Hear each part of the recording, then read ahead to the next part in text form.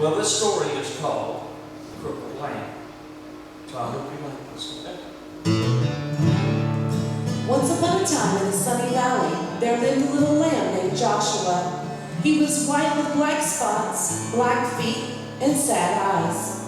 Josh felt sad when he saw the other lambs with snow white wool and no spots. He felt sad when he saw the other sheep with their moms and dads because he didn't have a mom or dad.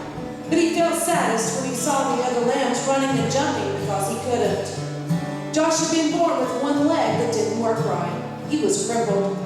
He always limped when he walked. That's why he always watched while the other lambs ran and played. Josh felt sad and alone, except when Abigail was around. Abigail was Josh's best friend. She didn't look like a friend for a lamb. She was an old cow. She was brown with white blotches that looked like rain puddles on her path.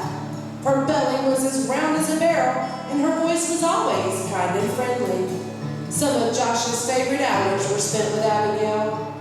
They loved to pretend they were on adventures in distant lands. Josh liked to listen to Abigail tell stories about the stars. They would spend hours on the hill looking into the valley. They were good friends. But even with a friend like Abigail, Josh still got sad. It made him sad to be the only lamb who could not run and jump and play in the grass. That's when Abigail would tell him, "Don't be sad, little Joshua. God has a special place for those who feel left out." Josh wanted to believe her, but it was hard. Some days he just felt alone. He really felt alone the day the shepherds decided to take the lambs to the next valley where there was more grass. The sheep had been in this valley so long, the ground was nearly bare. All the sheep were excited when the shepherd told them that they were going to a new meadow. As they prepared to leave, Josh hobbled over and took his place on the edge of the group. But the others started laughing at him. "You're too slow to go all the way to the next valley. Go back, slowpoke. We'll never get there if we have to wait on you. Go back, Joshua." That's when Josh looked up and saw the shepherds standing in front of him. "They are right, my little Joshua. You better go back. This trip is too long for you. Go and spend the night in the stable." Josh looked at the man for a long time. Then he turned slowly and began limping away. When Josh got to the top of the hill, he looked down and saw all the other sheep headed towards the green grass. Never before had he felt so left out. A big tear slipped out of his eye, rolled down his nose, and fell on a rock. Just then he heard Abigail behind him, and Abigail said what she always said when Josh felt sad. "Don't be sad, little Joshua. God has a special place for those who feel left out." Slowly, the two friends turned and walked to the stable together. By the time that they got to the little barn, the sun was setting like a big orange ball. Josh and Abigail went inside and began to eat some hay out of the feed box. They were very hungry, and the hay tasted good. For a little while, Joshua even forgot that he'd been left behind. "Go to sleep, little friend," Abigail said after they finished eating. "You've had a hard day." Josh was tired, so he lay down in the corner on some straw and closed his eyes. He felt Abigail lie down beside him, and he was glad to have Abigail as a friend. Soon, Josh was asleep.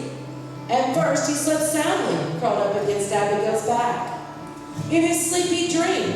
He dreamed of running and jumping just like all the other sheep. He dreamed of long walks with Abigail through the valley. He dreamed of being in a place where he never felt left out. Suddenly, strange noises woke him up. "Abigail," he whispered, "wake up, I'm scared." Abigail lifted her big head and looked around. The stable was dark except for a small lamp hanging on the wall. "Somebody's in here," Josh whispered. They looked across the dimly lit stable. There, lying on some fresh hay in the feed box, was a baby. A young woman was resting on a big pile of hay beside the feed box. Joshua looked at Abigail, thinking his friend could tell him what was going on, but Abigail was just as surprised as Josh. Josh looked again at the woman and the child, then limped across the stable. He stopped next to the mother and looked into the baby's face. The baby was crying. He was cold. The woman picked up the baby and put him on the hay next to her. Josh looked around the stable for something to keep the baby warm. Usually there were blankets, but not tonight. The shepherds had taken him on a trip across the valley. Then Josh remembered his own soft, warm wool. Timidly, he walked over and curled up close to the baby. "Thank you, little lamb," the baby's mother said softly. Soon the little child stopped crying and went back to sleep. About that time, a man entered the stable carrying some rags. "I'm sorry, Mary," he explained. "This is all the cover I could find." "It's okay," she answered. "This little lamb has kept the new king warm." "A king?" Joshua looked at the baby and wondered who he might be. "His name is Jesus." Mary spoke as if she knew Josh's question. "God's son. He came from heaven to teach us about God." Just then, there was another noise at the door. It was the shepherds, the ones who had left Joshua behind. Their eyes were big and they were excited. "We saw a bright light and heard the angels," they began. Then they saw Joshua next to the baby. "Joshua, do you know who this baby is?" He does now. It was the young mother who was speaking. She looked at Joshua and smiled. "God had heard your prayers, little lamb. This little baby is the answer." Joshua looked down at the baby. Somehow he knew that this was a special child and this was a special moment. He also understood why he'd been born with a crippled leg. Had he been like the other sheep, he would have been in the valley. But since he was different, he was in the stable among the first to welcome Jesus into the world. Joshua turned and walked back to Abigail and took his place beside his friend. "You were right," he told her. "God does have a special place for me."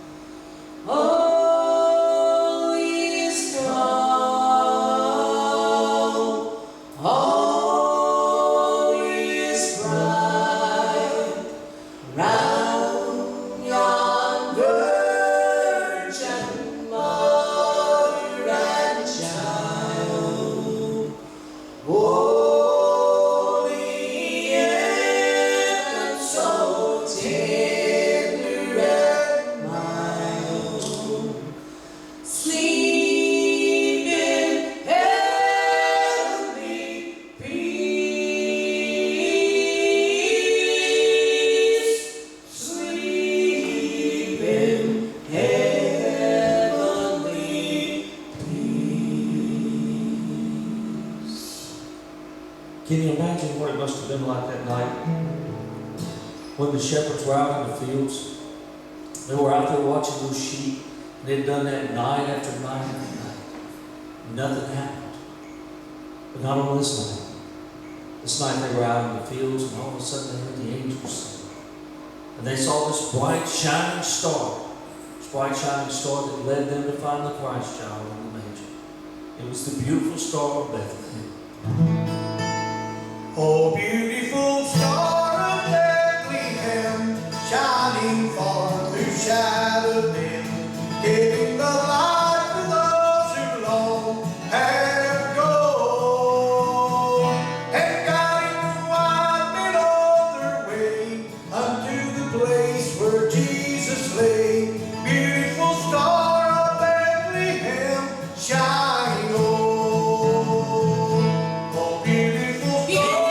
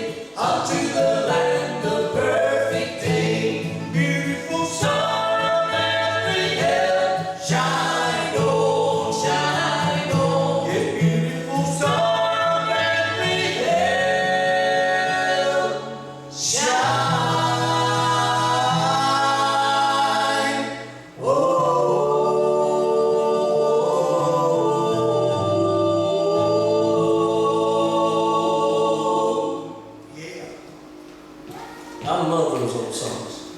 You like that? We're going to do one more. One more fast one. And it is my favorite all time. It is my favorite all time Christmas carol. And we do it fast. And if you want to clap your hands, that's fine. And sing with me, that's fine. All right? It's Joy to the World, and it goes like this. 1, 2, 3, 4. Joy!